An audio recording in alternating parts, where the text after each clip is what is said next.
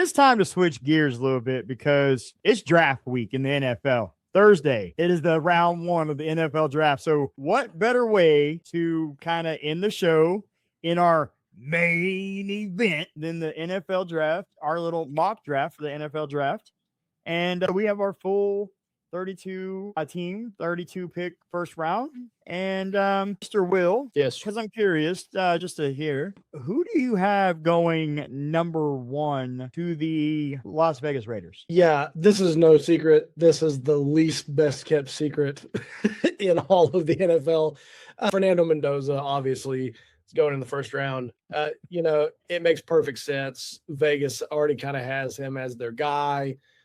So this is probably going to be the right move for them. And unless something just really crazy shakes out, but he may already have signed a contract already with them ahead of Thursday. So Fernando Mendoza out of Indiana, just one of those guys that America really fell in love with this past football season over in Indiana. If you would have said anybody other than Fernando Mendoza, I was going to make sure that I clipped it. Fernando Mendoza next. Yeah. So number two is kind of for me, and I feel like all of football fans, number two is where the draft officially starts because the Jets could go either way. There's a couple of edge rushers. There's David Bailey. There's Arvell Reese. If they wanted to go Sonny Styles for the linebacker, they could. They could take an offensive lineman if they wanted. So who do you have then with the real start of the NFL draft? Yeah, this was kind of a toss up for me between Bailey and Arvell Reese, and really they're pretty interchangeable for me. Just in this draft, I have Arvell Reese going second, and a lot of these teams are really needy when it comes to edge rushers, and this draft is full of them. And so I'll go ahead and I'll spool my third pick with it. I've got David Bailey going third, just because, both of these guys. I'm not saying they're carbon copies of each other, but they're both guys that have a lot of really good upside. Arvell Reese out of Ohio State just made more sense at going to the Jets, who are just desperately in need of really a lot of things. But edge rusher definitely is one of those. So Arvell Reese out of Ohio State going to the Jets, and then David Bailey I have at third going to Arizona. So real quick, I do have the Jets, Arvell Reese. I've gone back and forth all off season, guys. You know it. I mean, you've been listening. You've heard my mock drafts from February till now. So I don't think that there's really a right or wrong way. I do think that Arvell Reese is the safer pick. And so at the end of the day, Arvell Reese. Now, seeing how you went ahead and did your third, I'm going to reveal my third and or whatever you want to do. Trade alert. The Arizona Cardinals have traded the third overall pick to the Kansas City Chiefs in exchange for the ninth overall pick, a 2026 second, and a pick next year. With the third pick, the Chiefs select edge rusher David Bailey.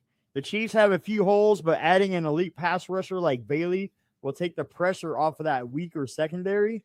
The Chiefs edge rushers will become one of the best in the league. So I've been hearing reports crazy that the Chiefs are wanting to trade up to 3 or 4. I think they go ahead and make that deal with Arizona. Arizona gets an extra pick. Maybe they can go play with that to trade up later or something. Who knows? But the Arizona Cardinals have traded, and the Chiefs select David Bailey.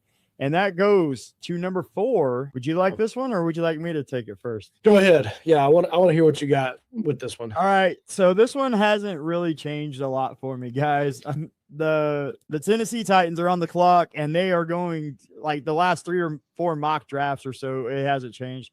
With the 4th overall pick, the Titans select running back Jeremiah Love from Notre Dame under new offensive coordinator Brian Daboll. The Titans want some playmakers, and there's not many better in this draft than Love. I also want to mention, don't rule out a trade. The Titans could trade back and getting a few extra picks to kind of put more pieces around Cam Ward. But in my mock draft, Jeremiah Love at number 4. Yeah, Cam Ward definitely needed somebody to hand the ball to and to kind of have more of a more of a presence just every down with this. So Jeremiah Love, probably, you could arguably say that he's the best player in this draft, just offensively.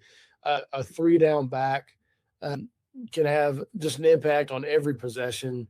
And so I think if Tennessee wants any sort of growth, if they want any sort of progression out of their young quarterback, I think that this pick ultimately makes a lot of sense. So I like the pick.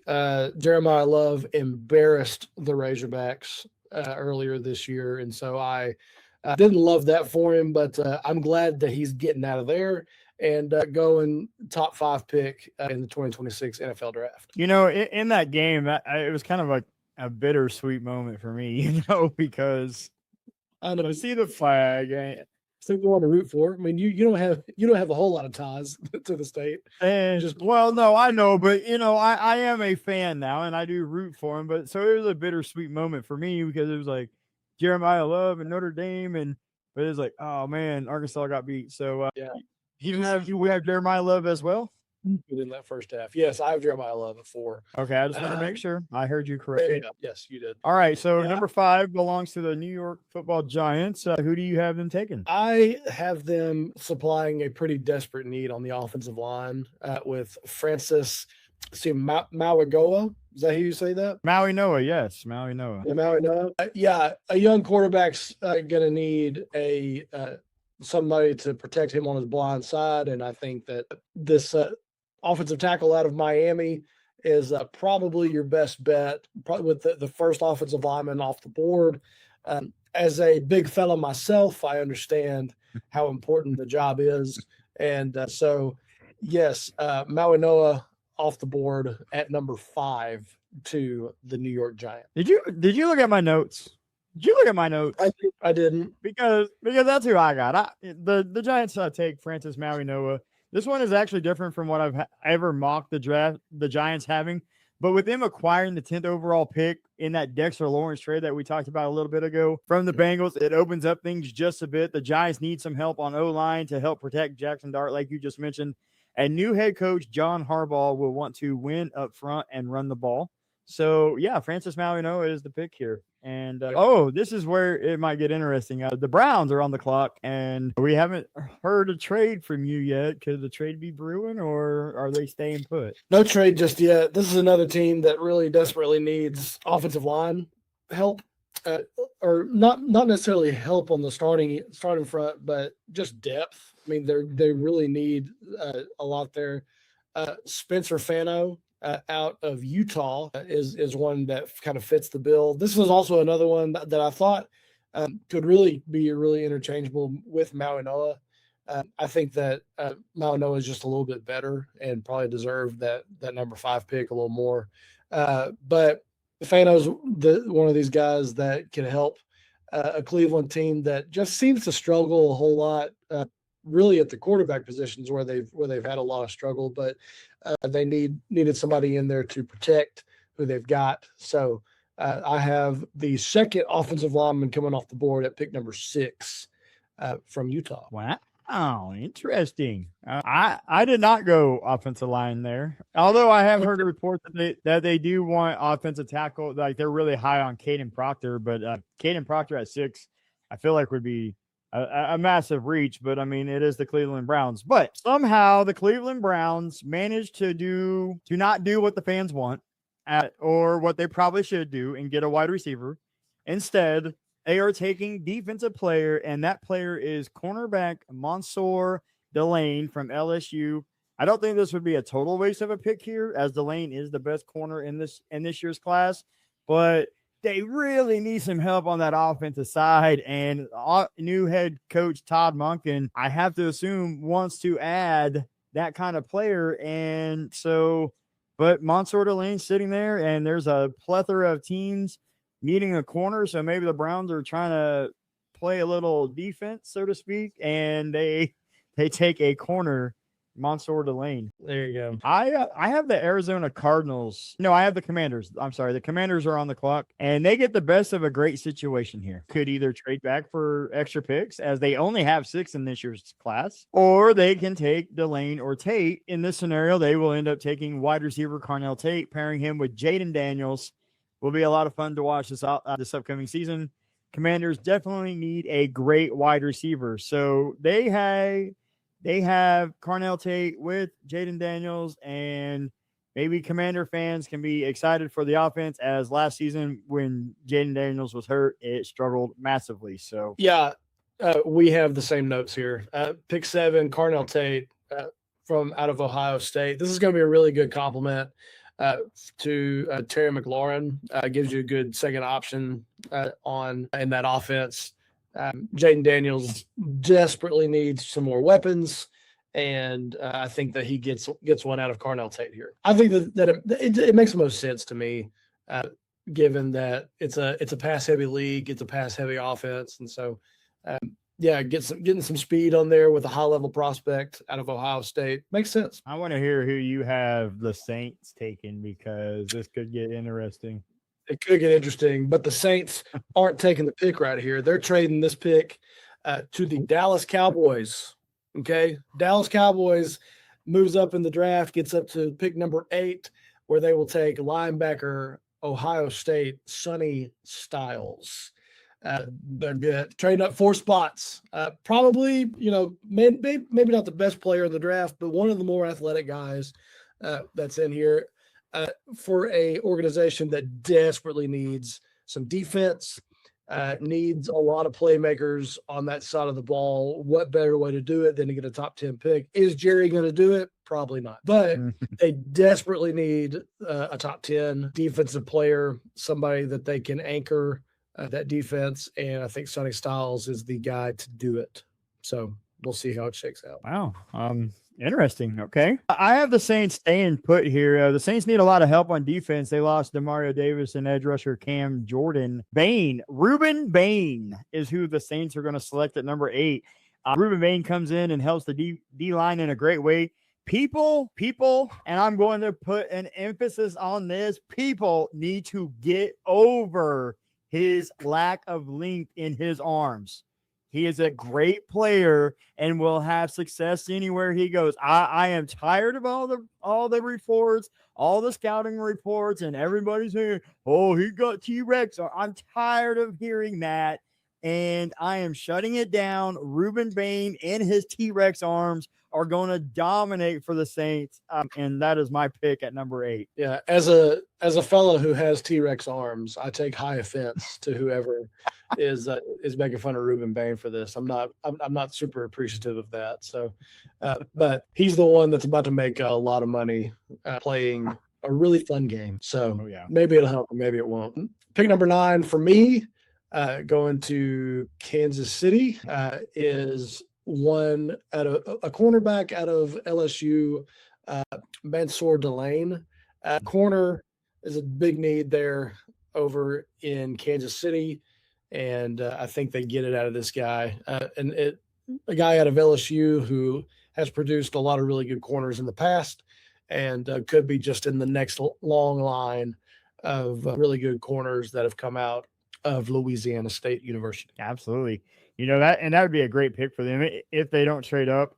That would be probably the best case scenario for the Chiefs, as they land the best corner in this year's draft after trading Trent McDuffie to the Rams. So a solid pick there. I have the Cardinals finally getting to pick after the trade with the Chiefs for the 3rd overall. I think they can go a few different options here. They could go O-line, they could go safety. They really wanted, they could take Sonny Styles. And this one, I'm having the Cardinals select safety Caleb Downs from Ohio State. Cardinals, could benefit from a safety like Downs. And we got to be careful here with Downs, because he's a great player, but it all comes down to scheme. Like, he only fits a certain scheme. So maybe the Cardinals can make it work, but we could see we could see Caleb Downs slide down the draft boards just a bit, just because of his need for scheme fit. So But I still have him going top 10 to the Cardinals. And the Giants at top 10, number 10. Let's round out this top 10 real quick, guys. Yeah, this was the result of the trade with Cincinnati, and they're not, that the Giants in my mock draft have already picked up an offensive lineman. So what better way to follow that up than to go on the outside and pick up a receiver out of Arizona State, Jordan Tyson. A lot of people could consider him the best wide receiver in the draft, but they're needing some talent on that on the outside edge on the offensive side of the ball, and so Jordan Tyson fits that bill. A lot of good speed. If he can stay healthy, that'll be a big plus. And I think I say it makes sense for a lot of these teams, but this one makes a good amount of sense to me. You have my note at this point. Did I share the wrong notes with you or something? Did I give you my notes instead of a rundown? You haven't matched up on everything, but it's been pretty close. Yeah, but I was really thinking. I was thinking outside the box here on this one. I was like, oh man, like he's not going to do this, and you did, man. You stole my thunder. I have Jordan Tyson, via the blockbuster trade with Dexter Lawrence over the weekend and acquiring the Bengals 10th overall pick. John Harbaugh does like to run the ball, but he also has a quarterback that can sling it.